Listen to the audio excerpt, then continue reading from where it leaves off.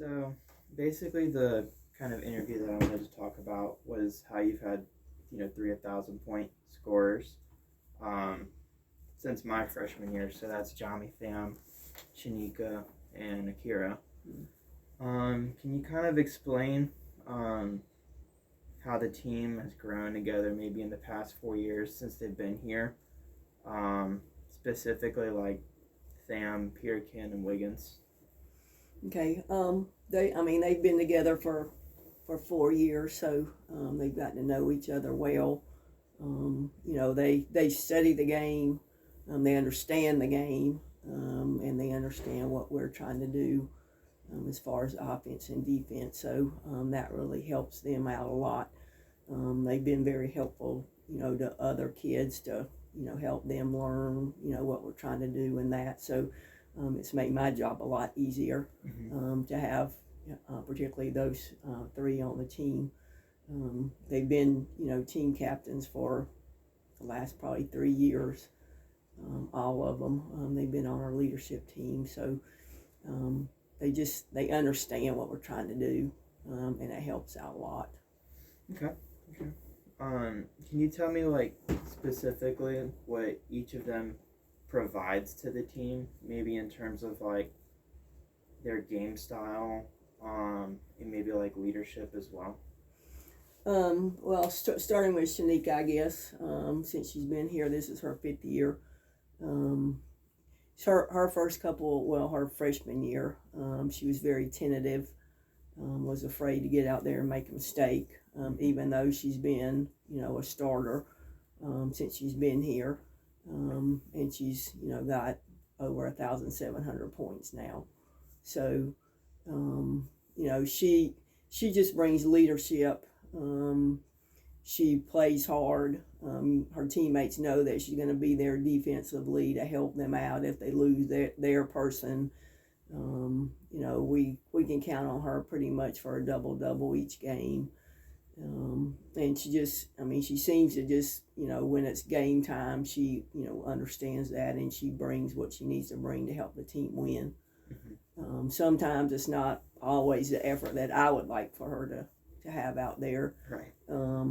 Just because she gets a little bit lazy according to who we're playing, whatever. So, but, when the going gets rough, you can count on her, to be there and, to do what she needs to do and do it as hard as she needs to do it. Akira has been willing to play point guard for us the last couple years. That's not her preferred position, and that's not, why we recruited her and why she came to Barton, but she understood that was the best thing that she could do for the team, to help us out and for us to be the best team that we could be. So the last couple of years she's been, playing strictly point guard. This year we can get her off the point a little bit when Peyton comes in. She enjoys that, enjoys getting rid of the ball sometimes and just, being a part of, the offense and the movement other than at the point guard spot. Defensively, she's one of our best, guard defenders, and she gets a, tough person on the other team, the best player on the other team, night in and night out. And she's been her freshman year, she started 18 of 30 games, and ever since then she's been, really a full-time starter, her sophomore and through her senior year. So, she's done what she needs to do for the team, and she's helped out in every way that she could to get that done. And then Jami, she's a natural leader. She's a natural vocal person. She's willing to help her teammates. She understands and she learns the game quickly and understands what she needs to do to help the team out. Her freshman year, she averaged like eight minutes a game getting on the court. She didn't play a whole lot. I think she had 72 points after her freshman year. And then she went home for the summer and worked her butt off, and then came back a completely different player. It was amazing. Probably the only player since I've been coaching that I've seen that drastic a change over a short period of time. her when we came back her sophomore year, our first scrimmage, and we went down to Cape Fear, and I was just amazed with what she did in that scrimmage. And ever since then she's been a starter. Right. This year and half of last year, she started developing her outside game and really wanted to, get on the perimeter and take some threes and, do some things on the perimeter. So she's worked on that. But she's most effective when she gets in the paint. She rebounds and she, does her thing with Shanika inside out, and, they work together well. So that's kind of the history of those three. That's one thing that I've noticed, though, with Jami, specifically from last year to this year. Like, it seems like she's scoring the ball a lot better. She's obviously been on that, like, really big hot streak scoring. Like, me and Corey noticed that. And it's kind of different because, I've been here 4 years, too. So I kind of seen them develop. And it's kind of nice to see, because I didn't know that Shanika's actually been here a year longer than I have. And she's from my area. She's from Virginia Beach, and I'm from Portsmouth. Mm-hmm. So, like, I would sometimes see, like, her team play high school ball. So it's kind of interesting to see, because, I've had various classes with them since I've been here. And you really don't see a lot of, like, programs, I guess, with, like, multiple 1,000-point scorers. So, like, is that like kind of special for you that you've had three in, I guess, that recruiting 4-year season? Yeah, it's amazing to have three 1,000 scores on the team for sure. I mean, I think we've had two before, but never three. That's kind of unique as far as having three people that are graduating to be 1,000-point scorers. So I credit them and their career and the time that they put in to the success that they've had. Okay. So obviously, like, this year, there's been a lot of success. You're I think still the number 8th team in the nation. How are you kind of balancing, I guess, the pressure that comes along with that when you're coaching the girls this year? We don't really talk about that. Mm-hmm. I mean, we understand that, there are 3 or 4 polls out there, and, they rank teams differently, and they've got different information available to them. The NCAA regional ranking people, they're the main people that we're concerned with, and I think they've been ranking now for the last 2 weeks. Mm-hmm. So I mean, that's really the only one that matters to us as far as how we get ranked in the region. Mm-hmm. As far as the WBCA poll, I'm on that committee, so I understand how they do it, and this year they're not doing it very effectively. Mm-hmm. Because they're just not. But I mean, according to our record, I mean, we're 23-1. When you look at that and you like, wow, that's a pretty good record. But when you start digging into it, you got to look at opponents. You got to look at the strength of the conference. You got to look at the opponents that the opponents have played, and they have all kind of information that they use to do that ranking. And I think this week in the region we were ranked 6th. So we got to keep working. Got to finish out the season with 3 more wins. And then hopefully go into the conference tournament and get that done. We've had 2 disappointments over the last 2 years in the conference finals, so this might be the year for us to finally get over the hump with that. So we're looking forward to that. Right, because last year, I believe y'all lost to Belmont in the final. Yeah, we lost in overtime to Belmont at their place. Of course, we had to go down there and play there. Yeah.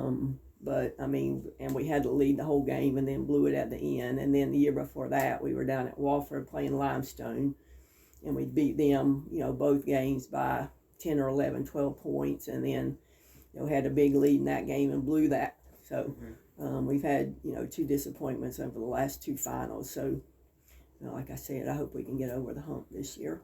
Do you think this team this year is maybe different, or maybe more mature than the last team that played for Belmont or played against Limestone?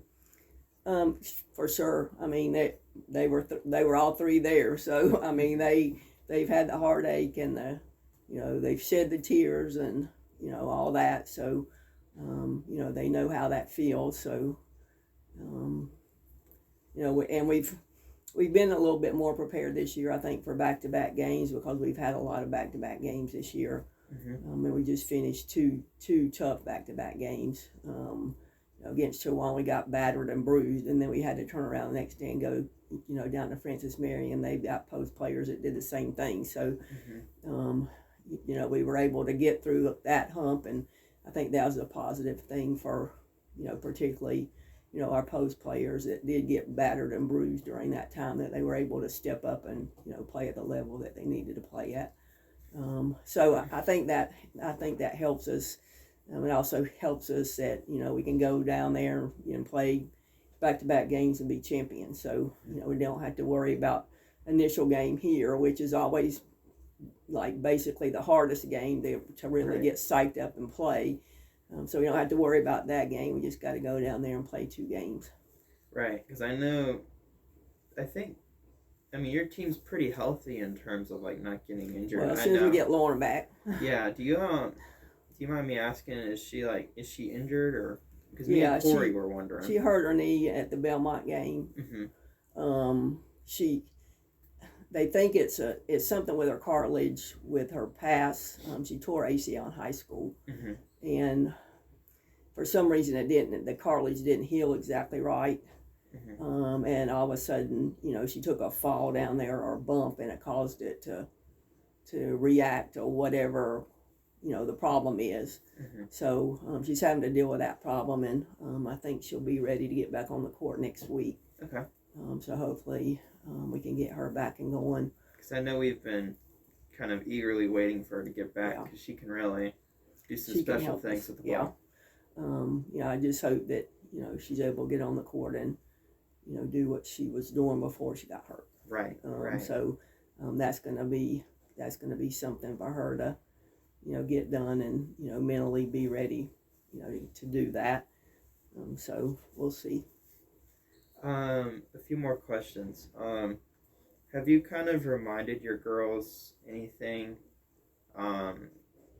as you've gone on this win streak? Like, have you told them anything specific, or maybe anything your assistant coaches maybe have said?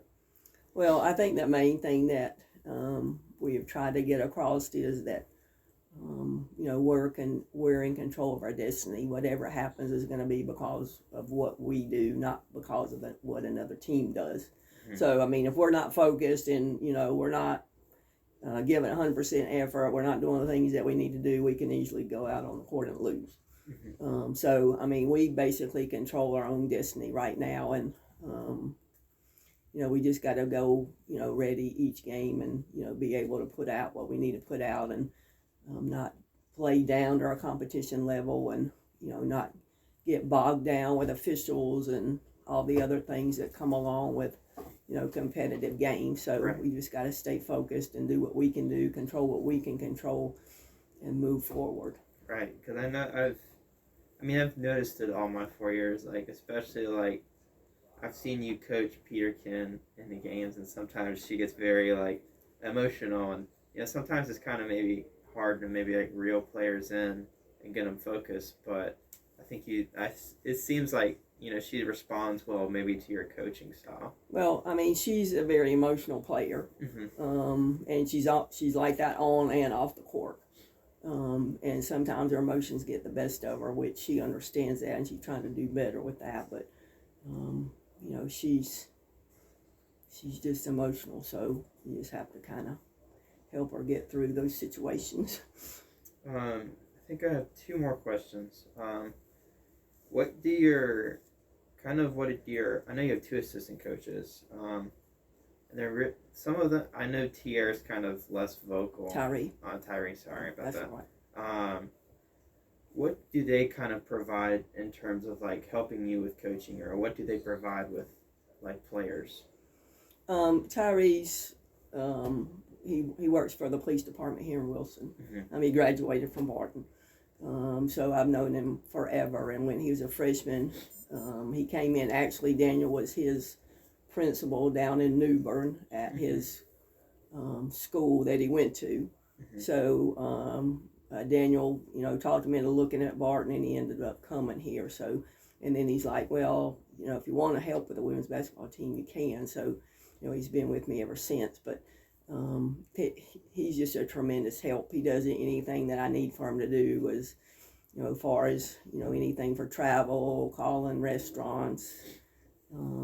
He comes to practice, talks with the girls, tries to be a mentor to them, and just lets them know what real life things need to, like how they need to be handled. So he's been a tremendous help to me. And then Daniel's been with me for 23, 24 years. He went to Barton. He's a very good men's basketball player. When he played here, he still claims he's got the 3-point title still from his days, that he made the most threes. But he's great with the girls.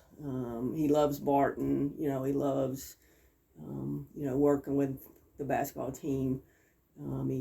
He understands basketball tremendously, and basically any last minute plays, anything that he can bring forward, that's his specialty. So I just kind of let him do that, and that's fine with me. He handles all the last minute plays and that kind of thing. He's basically our offensive person that teaches the offense.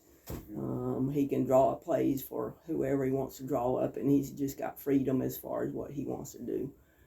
He brings a tremendous amount to the table, and he's a big reason why we've been so successful. Okay. The last question that I had, I know you've had a lot of players graduate, in your program, in your long coaching career here. But for Tham, Peterkin, and Wiggins, does it make you feel good as a coach that they're succeeding off the court as well? Because I know during senior night they talked about their next steps after basketball. Does that make you feel good as a coach? Yeah, you'd like to see kids come in freshmen and see them grow over their 4-year time. And it's special that that they're so academic minded and they understand exactly where they want to go after they finish here at Barton. So I think Barton's given them a good education, and I'm just glad we were able to get them here, and they've been both successful on and off the court. And I'm feel good that they're gonna be successful when they leave here with whatever direction that they go. So I'm very proud of all the seniors. So that's basically all the questions that I had on. But one thing I wanted to ask you was, if I wanted to, per se, like, talk to those 3 girls and ask them a question or two, would there be a good time to do that, possibly? Like, how soon do you need to do that? I would say like within like the next week and a half or 2 weeks, if that's possible. Sure. You can, after we get through this week, we have like 4 days that we're just practicing. Mm-hmm. So either, you can come by Friday at practice if you want to talk to them, or you can wait till the following week and, get them to floor practice or whatever. So like this Friday? Mm-hmm. Okay, what time would that be?